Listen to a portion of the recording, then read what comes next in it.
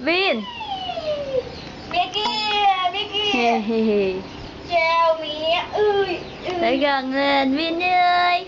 Coi cái mặt ý, cái mặt gì Đi qua chào mẹ đi. Sửa cái nón lại, sửa cái nón lại ý. Đó. Quay trước. Chào. Vin ơi. Chào mẹ. Chào mẹ. Nhìn nó con nè, Vin không? Chơi. Ôi cái mặt mình làm xấu quá. Chơi. Ai đang làm gì vậy ta? Chơi, đừng có đi gần. Chơi. Ai đang làm gì? Đi xa ra. Tự nó phóng cần là được.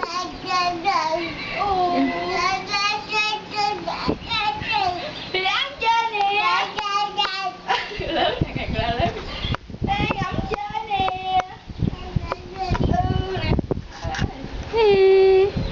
Nè hái lá đi, Vin đi hái lá đi. Đi cây dây hái lá đi. Rồi, đứt một cái đọt. Vin ơi. Vin. Coi. Tập nó chơi cũng được. Đừng. Đút vô miệng nha.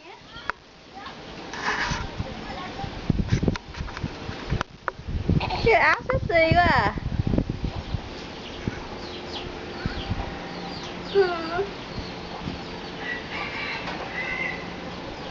Cầm chơi luôn nè. Nghĩa đút mẹ. Áo thì sexy quá. Rớt rồi. Nhặt lên. Nhảy rồi, tôi nhảy nè. Nhặt Rồi lên. chói ánh sáng. Nhặt lên.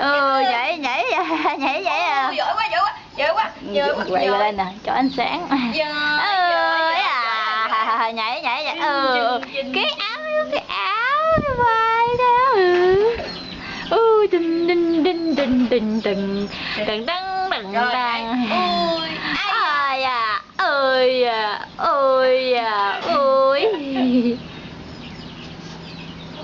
Làm trò gì đi con nhỉ? Cái áo rộng quá. Áo rộng quá. Người hùng út đây. Cười. Người hùng út đây.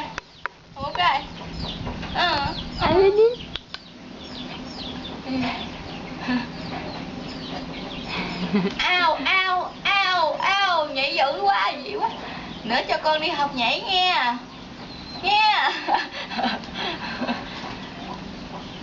Nữa, nhảy hip hop nè.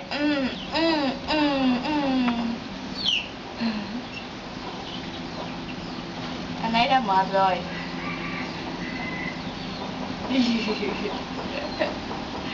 Đang suy nghĩ kiểu nhảy mới.